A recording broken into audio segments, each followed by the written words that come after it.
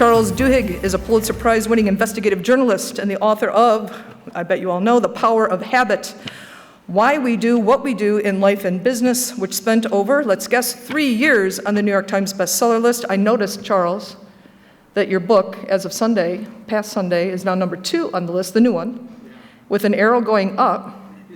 I checked. You know, I like to think that our 200 books kind of helped. That's how these things go. He's such a nice man. His second book, Smarter, Faster, Better, The Secrets of Being Productive in Life and Business, was also a New York Times bestseller, no surprise. And now the new one, Supercommunicators, which you have in your hot little hands. It was released in February, and as I put here, but I just told you, it's now number 2 on the New York Times list. We got to get it, so buy another one maybe, and let's get it back up to number 1.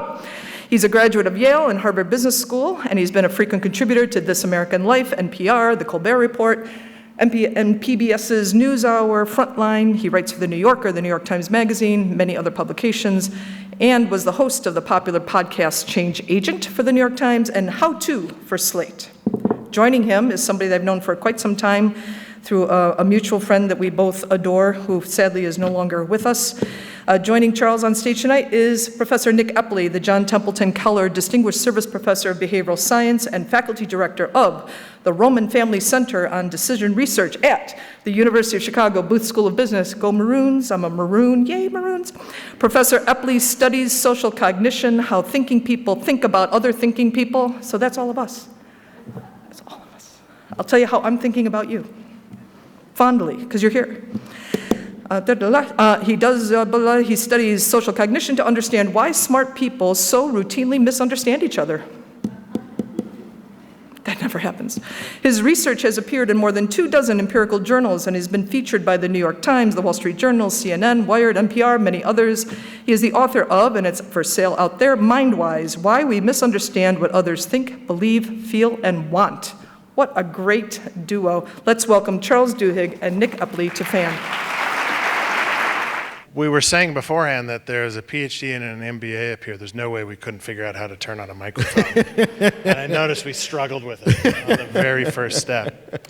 So this is a real treat for me to be able to interview Charles here tonight. I've been a big fan of Charles's writing for years, as I'm sure many of you have. But recently he got interested in kind of my neck of the research woods, which has been very fun to get to know him a little bit.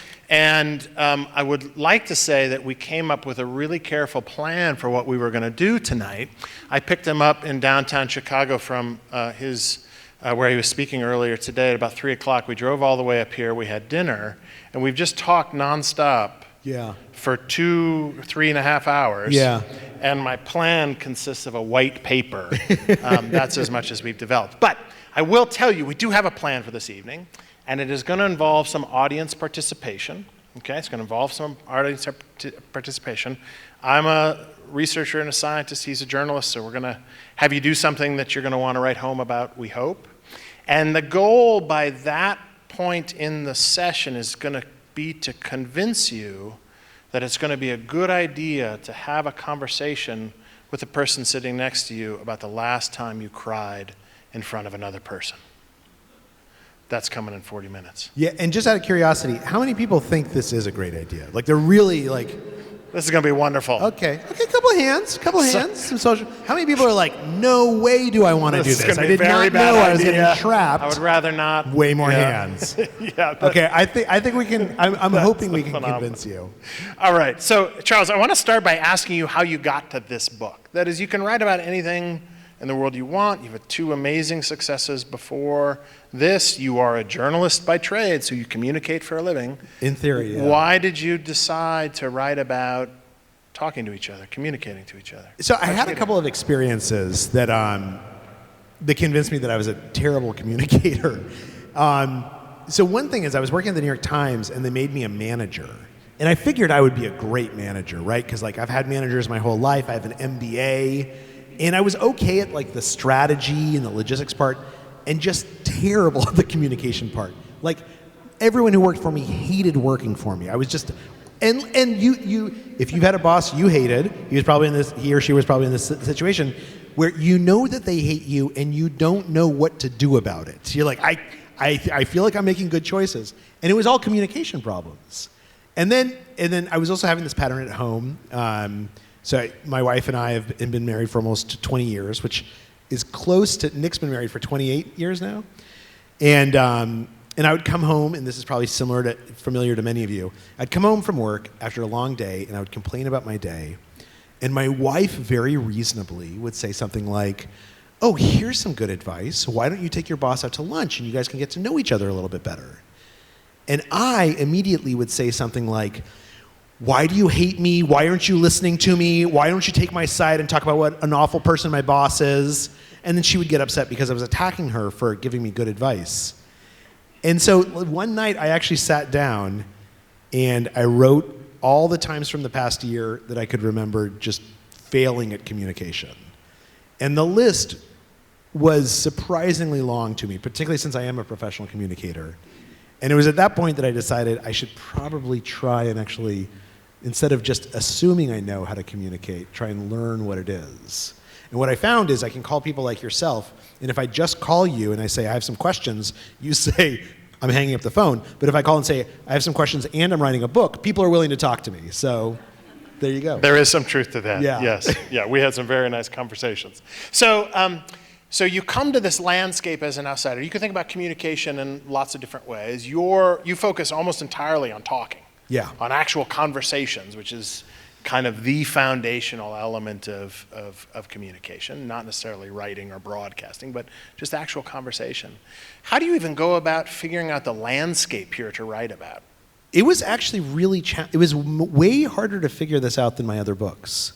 And the reason why is because, and I'd be curious if you have thoughts on this, there is this history of linguistics.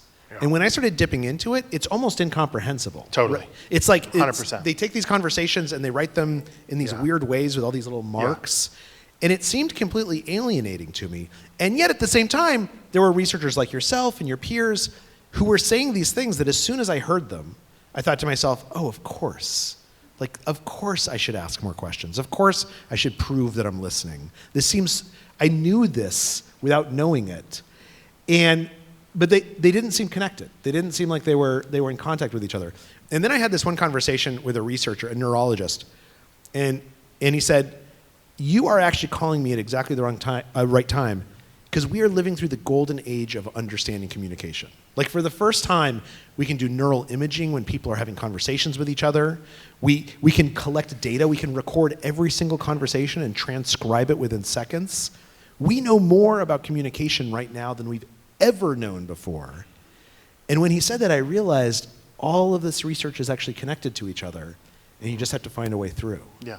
So one thing that I think is important to realize as an outsider, at least to the research that's done that goes into these great books, is that researchers study the things they can study.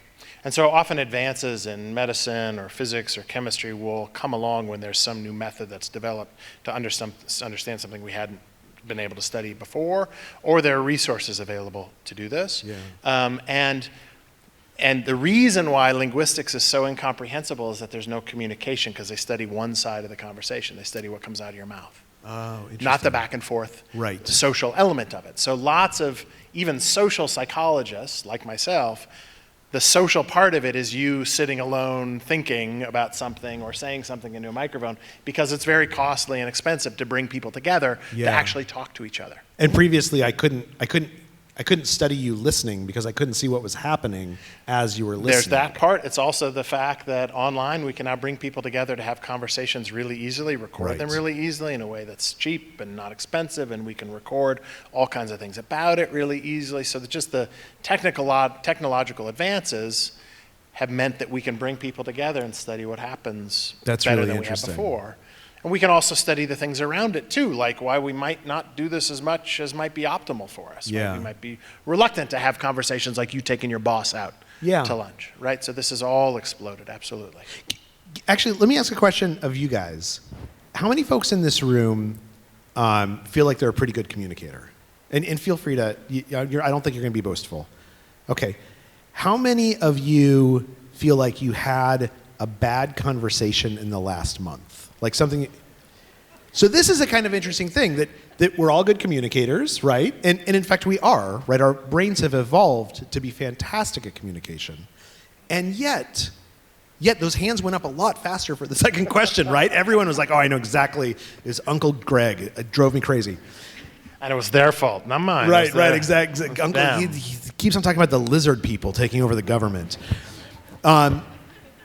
That is an interesting thing to me, that we are really good at this, and that we recognize we're good at this, but we tend to pay more attention to when we're bad at it. That stands out in our mind more. It oversamples in our memory. Yeah, that's a general phenomenon, I would say, that comes across in lots of contexts, but in social contexts, it may be particularly painful or memorable. Psychologists talk about negativity dominance. Generally, negative stimuli capture our attention and dominate it a little more, which may be why it's much easier to remember the bad conversations you've had than all the good ones, which I promise if we count are actually much more numerous than the bad ones. And I think you guys would agree, right? If I studied your last month's of conversations, the positive ones would be overwhelming. Now here's another thing, and again, this is sort of anecdotal, so I'm wondering if the research backs it up. If I asked you to think of a conversation you had 2 weeks ago, and all the topics you discussed in that conversation, how many of you think you could come up with at least, say, 80% of what you discussed? None of us, right? One person, very good memory. I'm very impressed. Either that or your conversations are very simple and you're like, She just regretted it. I saw that. She thought you were asking a different question. Now, let me ask you that same conversation. If I asked you to remember within 80% of what you were feeling during and after the conversation, how many of you could sort of remember exactly like what you were feeling? So this is another interesting thing to me, is that there's this Maya, it's attributed to Maya Angelou. But it's probably not her. It's probably not her, but No. that nobody remembers what you said. They only remember how you made them feel. And yet when we talk about conversations with other people, when we tell our kids about conversations, we don't talk about the emotional experience of conversation. We talk about the verbal, the cognitive aspect of it. What you say, not yeah, how what it you makes say, feel when you say it. rather Yeah. than how I felt as you were Yeah, saying yeah, it. Yeah. Do we know anything about why that is? So it turns out that a lot of conversation actually doesn't involve a lot of content. Okay. And we'll get to this later. Like most of our day-to-day conversations, they are not about something deep and meaningful. They could be. They're what Malinowski, this famous anthropologist who went to the Trobriand Islands in the 1920s, discovered of the savage mind, was that most conversation is what he referred to as phatic. And that the purpose that conversation is like small talk. And the purpose that conversation serves is not always to communicate information, but rather to just pull people together. Yeah. Create a connection, make you feel like the other person can be trusted, and that you understand me, and that we're friends with each other. They make you feel something because you pull together. Yeah. Right? And that's the thing that seems to last. It's not the content of the conversation often that you're left with. It's the feeling, because that's the purpose of the conversation, is to enable coordination and cooperation, to pull people together. That's interesting. Pull people together. So one of the big insights that I took away from writing this book, particularly about supercommunicators, and it's worth defining what a supercommunicator is. And I'll ask Nick and the rest of you guys this question. If you were having a bad day and you came home and you were going to call someone who you just know would make you feel better, like just talking to them, how many of you do you know exactly who that person is? Like that just pops into your head. Most of us, right? For you, that person is a supercommunicator. And you're probably a supercommunicator back to them. You know exactly what question to ask to make them feel better. You know how to pose a suggestion in a way that they want to hear it rather than resist it. But there are these people who can do this with almost anyone, right? There are these people who are really talented at being consistent supercommunicators. We're all supercommunicators at one time or another, but folks can do it more consistently. And there's been this research looking at what they have in common. And one of the things is that they tend to ask a lot more questions. They ask 10 to 20 times as many questions as the average person. And they prove that they're listening. And we can talk a little bit about the skills that allow us to do that, because if we do it, they become very natural and habits. But underlying all of them is that they show you that they want to connect with you. And I think that's what you're saying. Like, tell me if I'm getting this wrong. Yeah. Yeah. So a lot of what happens in conversation is that you are communicating an interest in somebody else. That's when conversations go well, is that I'm communicating I'm interested. You nod at me, Right. You're making eye contact with me, we go back and forth. So there are a bunch of strings, essentially, that connect us in conversation, almost like puppets together, going back and forth, that communicates that I'm interested in you, and also that I'm safe, because I'm not harming you in some way. Right. And that really pulls folks together, communicating the interest. And what's interesting to me about that is, if that's the forefront thing in your mind, if the number one thing I want to do is I want to show you that I want to connect with you, it actually changes those conversations enormously, right? So now when you sit down with crazy Uncle Gary, and he keeps talking about the lizard people, or we know who he's really talking about, right? They're not lizard people anymore. Instead of saying, like, I got to convince this guy to vote for my guy, or I got to convince this guy that he's wrong, or I just got to, like, if my entire focus is I just want to connect with Gary, suddenly it changes entirely how I'm going to have that conversation. Because I'm probably not looking for the gotcha moment. I'm probably not looking to say, oh, but what about immigration? It's so cruel. Because I know that that's going to alienate him. I'm looking for a chance to say, like, what does this mean to you? Why is this important to you? Share with me how you see the world. So one of the ways that I think, and this is an undercurrent in your book a lot, that at least I pulled out of it, that maybe you didn't articulate precisely, but I see it everywhere through the book, is that a lot of the things you talk about what it means to be a good super communicator, involves first taking a genuine interest in the other person. Yeah. That when you approach a conversation, or even when you're out in the social world and you just are more interested in others, you will start naturally doing things that make you better. You'll ask more questions, right? You'll respond with, oh, why is that? Because you're actually interested in understanding why. So you'll dig a little deeper, right? You'll go back and forth. You'll share things because you're interested in connecting with them on that. And that requires taking an interest up front, which I think is an important first step to all of the content that you talk about as well. I agree. Is this working? Hello? Sorry. The Ph.D. would get you that. Is it working? Testing. Maybe I might need a new mic. We can pass it back and forth while we're... oh, yeah, yours works definitely. So, and this actually gets us a little bit to deep questions, right? Which I'm gonna quote some of Nick's work in front of him, which is always a dangerous thing to do with an academic, So one of the things that comes across is, I mentioned supercommunicators, they tend to ask more questions than the average person. And some of the questions are like questions just designed to like make you feel at home, right? To invite you into the conversation. Like, oh, what'd you make of that? Or, hey, what do you like, what'd you say next? But some of the questions are deep questions. And this is how I define deep questions, and I'd be curious if you think I'm doing injustice to it. A deep question is something that asks you to talk, or invites you to talk about your values, your beliefs, or your experiences. And that can sound kind of intimidating, but if you bump into someone and you learn they're a doctor, instead of asking, where do you practice medicine, which is the easiest thing to do, if you ask, oh, what made you decide to go to medical school? Or, oh, do you like being a doctor? And usually at this point, I tell the story of Nick Epley, who gets on buses and sits down with someone and asks them what they do for a living, and then says, oh, was it your dream to be an accountant when you were a kid? And within 2 questions is talking about hopes and dreams. And I think this is the first skill that's really important for super communication, is asking deep questions. But I think what it does is it gets to your point.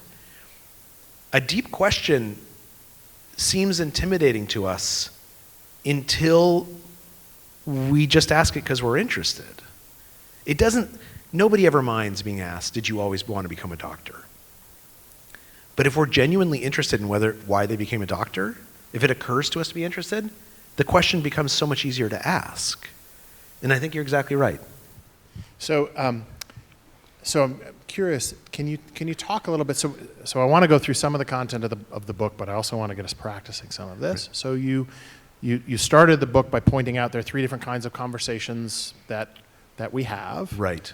Do you want to go through those Sure, quickly? Because sure. this is one of those. Yeah, absolutely. So when I talked to these researchers and they said it's a good time to study conversation, one of the things they said is most people think of discussions as being about one thing, right? We're talking about my book, or we're talking about our kids' grades, or we're talking about how my day was. And they said, this is a mistake. Every discussion is made up of different kinds of conversations. And in general, these different kinds of conversations fall into one of three buckets. There's these practical conversations, right, where we're solving problems together, we're making plans. Then there's emotional conversations, where I might tell you how I'm feeling, and I don't want you to solve my feelings, I want you to empathize. And then there's social conversations, which is about how we relate to each other in society and the social identities that are important to us. And all of these conversations are equally legitimate. And all three of them will usually happen sometime in a discussion. But if we're having different kinds of conversations at the same moment, that's when we have trouble connecting. And there's actually some neurological reasons for this. But when I came home and I was complaining about my day, I was having an emotional conversation. And when my wife responded with some advice, she was having a practical conversation. And they're both good conversations, but they weren't the same kind of conversation at the same moment. And so once we get aligned, once we get what, in the words of neurologists, neurally entrained, where our brains actually start to look like each other, that is when we genuinely communicate and when we connect. And it's sometimes as easy as just asking a deep question and listening for what kind of conversation they respond with. Or saying, I'd love to talk about this plan, but before, I got to tell you how I'm feeling about this because I'm feeling a little anxious right now. Just getting aligned on those three kinds of conversations seems to be really powerful. And I think that's why deep questions are so meaningful. So let's talk about those last two kinds of conversations. The pragmatic ones, we have a lot of those. The last two, right, the identity-related ones and the emotional ones, those are harder. But those are also the ones that really connect us with each other. Absolutely. Right, that when I can really understand something about you, understand why you feel what you feel, or what is it about you, Charles, that really makes you you, that you're really passionate about, that's when we connect. Those are the conversations that really enhance our well-being and create a sense of connection to other people. And yet they're also the ones that are hardest to have. Yes. Okay, well, let me ask you, are they the hardest to have, or are they ones that we're most hesitant to have? They are the ones I think you're the most hesitant to have. Right? So those are the ones that seem the scariest, right? Do I want to go there? Do I want to have that conversation with the guy at the end of my driveway who's holding a pistol because he's a police officer, and he asked me, what is it you don't like about Trump? Do I really want to go there, right? Yeah. So let's talk about going there and those two things. Let's start with the emotional one. So Okay. you talked about deep questions. How do you do this? Like, how do you get over that hump? Let's talk about that a little bit. So the way I think about it, and then I'm going to ask you the same question, is instead of asking people about the facts of their life, ask them how they feel about their life. So how many of you have kids? Oh, how many of you have teenagers at home still? Yeah, a number of you. So I have a 12-year-old and a 15-year-old at home, and my conversation with my 12-year-old goes like this pretty much all the time. How was your day? Good. Did you learn anything at school? No. Did you have fun? I guess. Right? It's like pulling teeth to get this kid to tell me anything. But what I discovered is if I stop asking him about the facts of his day, and I start saying things like, oh, you hung out with Jasper after school. I was just wondering, what do you admire about Jasper? It seems like you really like him. Like, what do you think is cool about him? Then inevitably Harry says something like, well, this is what he said to me. He said, I like him because he's courageous. And then I was like, oh, so what does that mean, being courageous? Like, what do you mean? Well, he rides his bike off the roof onto the road. And I was like, oh, do you think there's other definitions of courageous? And it turns out, we had this 15-minute conversation. It turns out Jasper can talk to girls. And for him, that is Indiana Jones right there. And so I try and do this all the time, is I try and ask a question where Harry gets to be an expert. Because the truth of the matter is, if you ask people how they feel about something, they are the expert. The only person who knows whether you had a good childhood or a bad childhood and whether you enjoyed it or not is you. And so when I ask you to be an expert, I'm putting you in a position where you get to tell me about who you are. Much like if I'm talking to Uncle Gary, and he says, I love Trump and you love Biden, and instead of saying, why do you like that guy? If I say, I'm just wondering, what is it about him that you admire? This is based on a real conversation I had with a relative. They say something like, I feel like the elites keep screwing us over, and I feel left out, and he's fighting for us. Now all of a sudden we're having an emotional conversation, and by the way, I can completely relate to that. Right? We've all felt left out. We've all felt frustrated and disappointed at the opportunities.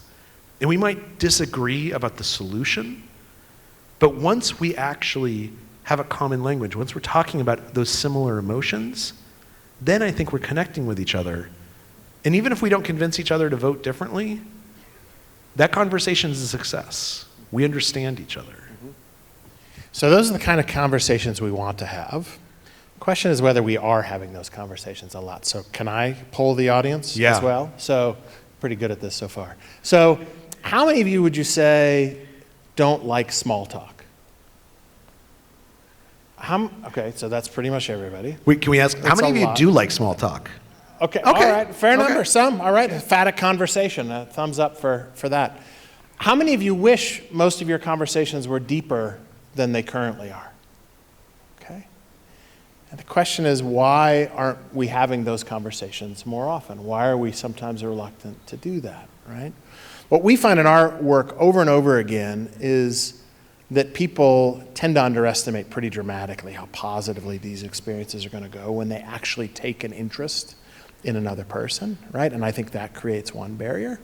But then sometimes we just don't get a lot of practice at it. And we think we need, there are certain people that we can ask these deep questions to. So I can ask you about your family after we've known each other for a long time, but not within 10 minutes of my first phone call with you, which is about the time we actually talked about your family. The first time we talked, because I don't know you that well, right? That we think we need this long runway, this long relationship before we get deep with somebody. And that may not be true. So one of the things you find is that folks who are super communicators dig deep quick. Yeah, really quick. Quick, yeah. And I'll actually share an example of this. My father passed away about 7 years ago. And anyone who's lost a family or a parent or someone you care about, you know exactly what happens. This is all you're thinking about for weeks and weeks. And you go to the funeral and it's this really meaningful moment, and then you come back to your life, and you're at a meeting at work, and you say to someone says, oh, where were you last week? And you say, oh, my dad died. I was at his funeral. And they say, oh, my condolences. I'm so sorry. What's next on the agenda? What are we doing? Right?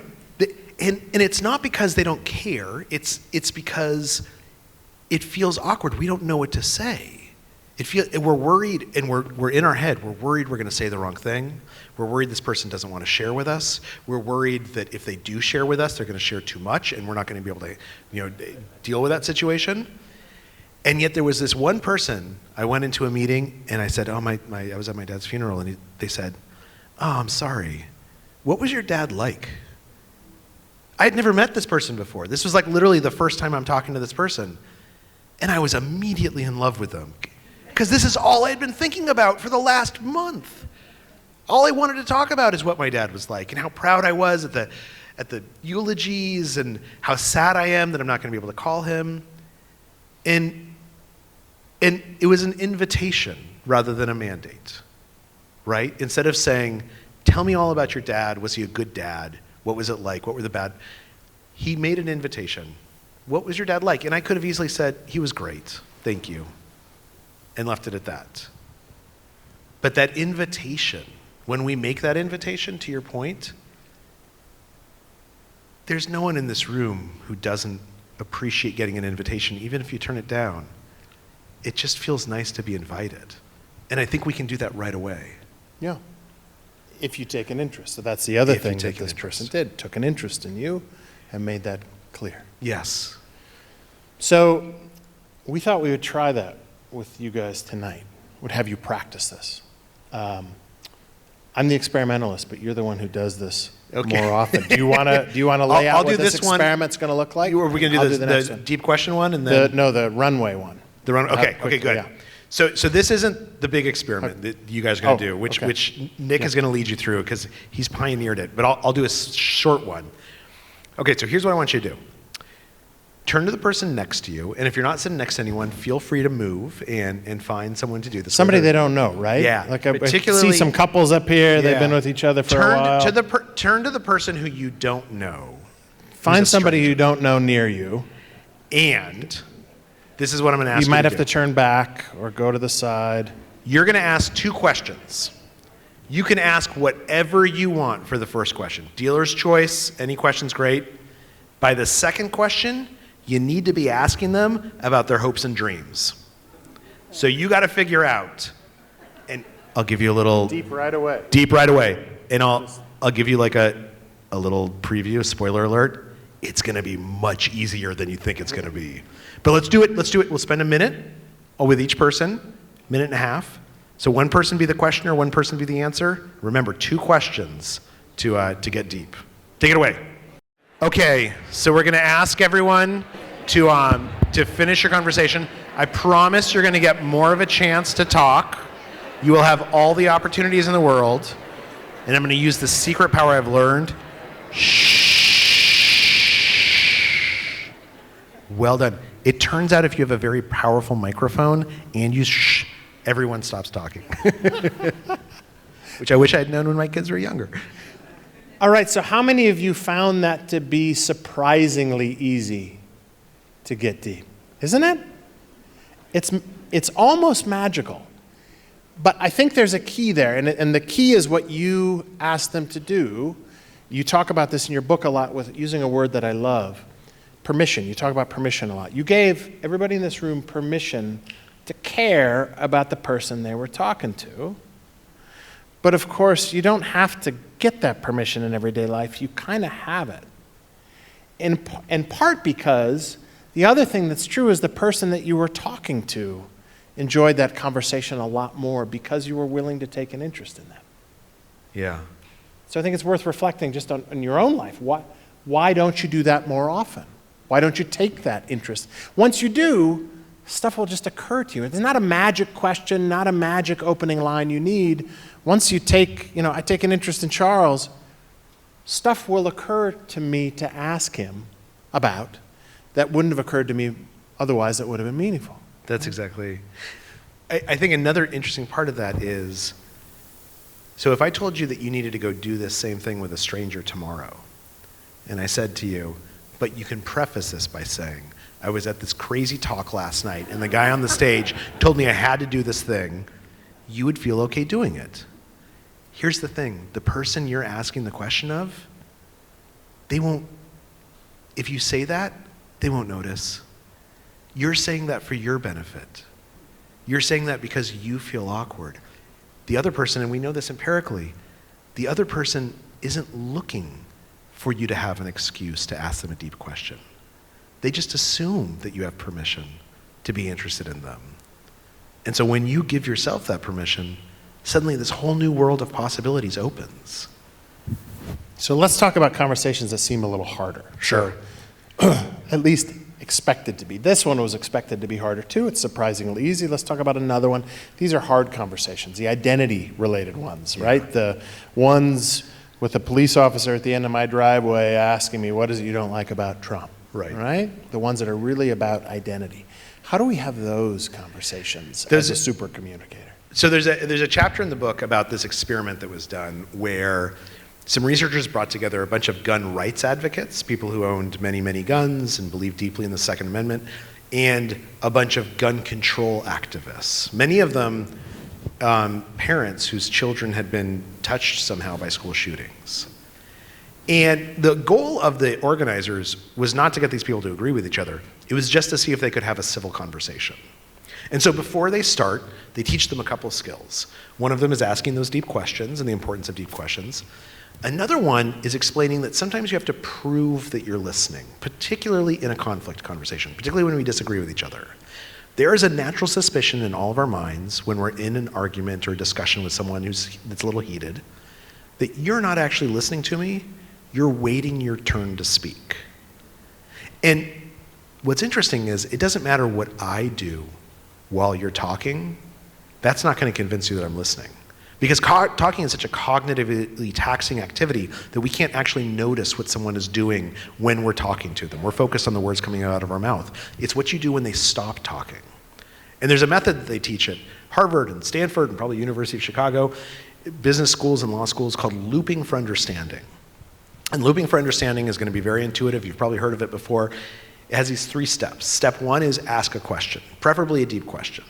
Step 2 is repeat back what the person just said to you in your own words. Prove to them that you're paying attention. Prove to them that you're kind of processing this.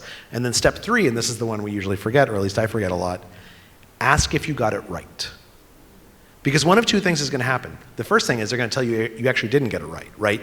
You didn't hear what they were trying to say, which is useful to know.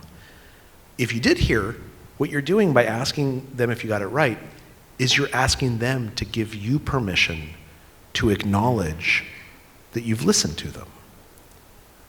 This transforms conversations, particularly when you're fighting with someone, when you're having a dispute. This technique, and for all these folks who came for the gun rights and the gun control conversations, none of them walked away having changed their minds.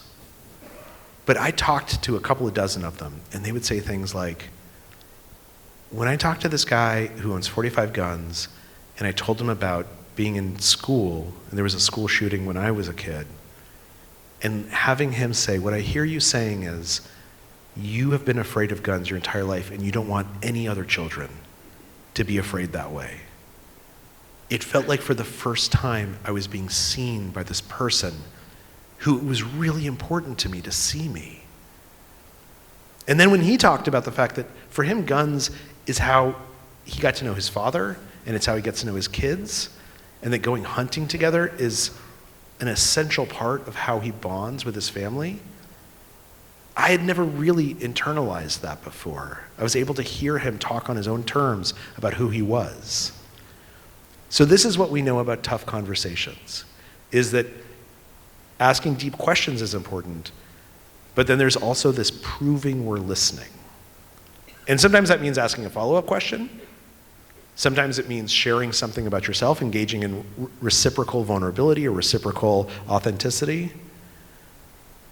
But when we do that, when we prove that we're listening, it actually not only helps us listen, but it makes the other person more likely to listen to us back. So that's what I would do with Uncle Gary. So that actually, in other areas of psychology, that's sometimes called parroting, although you point out parroting is actually the wrong word for it. Yeah. Because parroting is just purely mimicking. The key to looping for understanding is you say, you say what you think you heard, and the other person gets a chance to say whether that was actually right or not. Yeah, and so I think about this as the difference between mimicry and matching. I mentioned that having the same kind of conversation at the same time is important.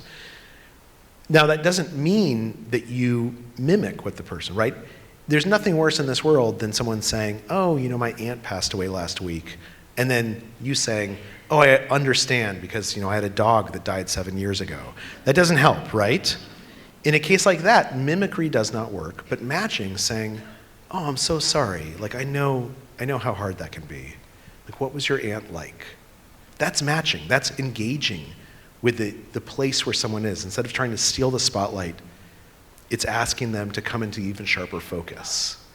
And so I think that in many ways, this parroting, it spurs us to do something that feels inauthentic.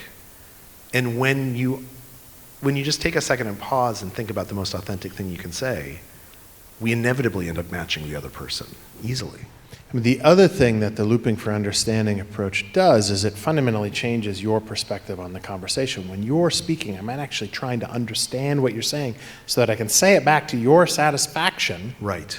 I actually am taking an interest in you. I am listening more carefully. I am processing what you're saying, not trying to persuade you, but actually taking it in. And oh, sorry, go ahead. That's how minds match. Yeah, right? exactly. That's how minds match. And I think that's really important because even if you do want to listen, you've all had this experience. I've certainly had this experience. you want to listen to this person, and yet they start talking, and you're like, you are wrong. Like, you start coming up with the counter arguments in your head, even though you don't want them to be there. But if your new assignment is to repeat back what this person is saying in your own words, you don't have time to indulge that little voice in your head. You're paying attention. You've got to pay attention. And so I think looping for understanding, as much as it's for the other person, it's also for us.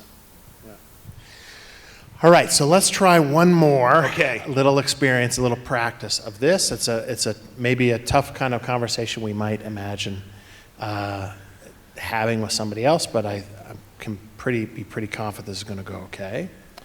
So this is related to research that Charles got interested in early on, was the reason why he called me to begin with to talk about our research.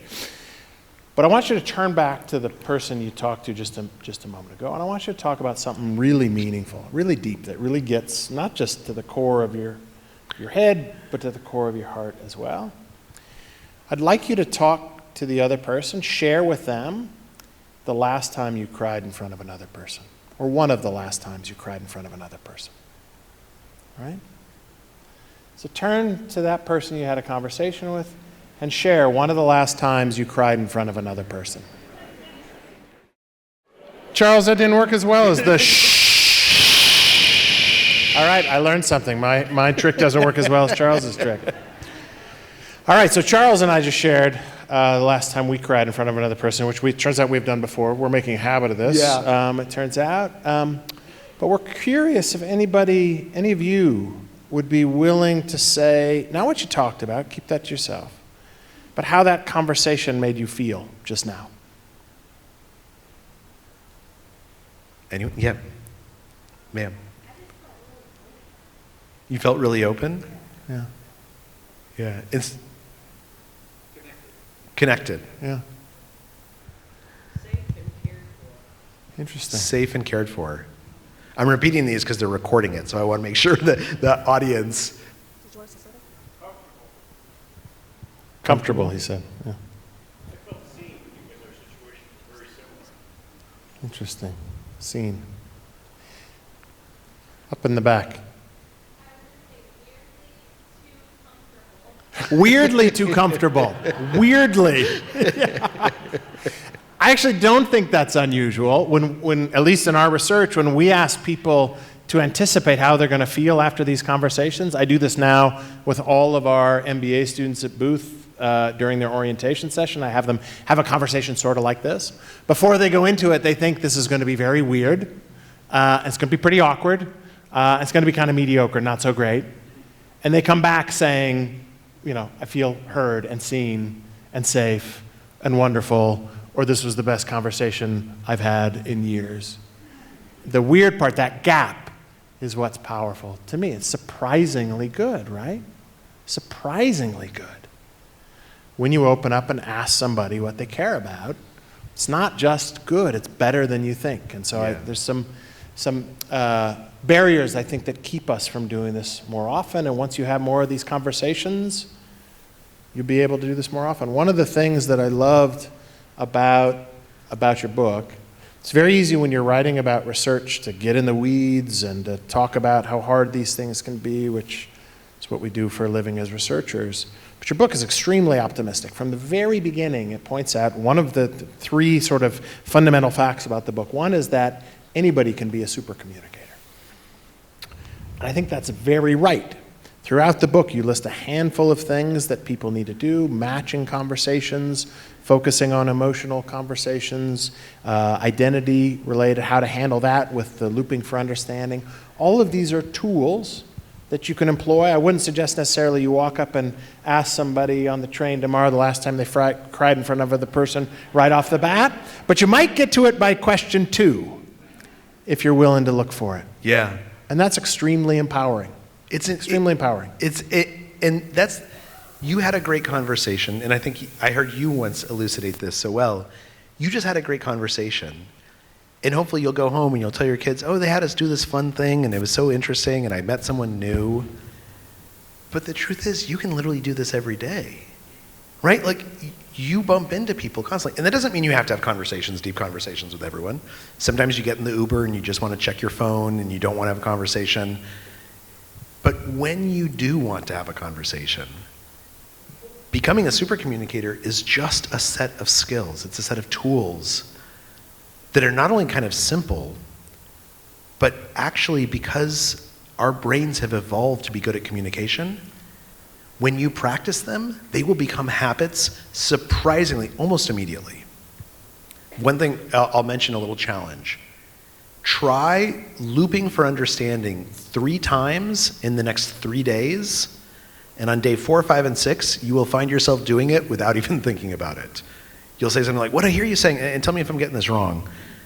It just becomes automatic, because communication is our superpower.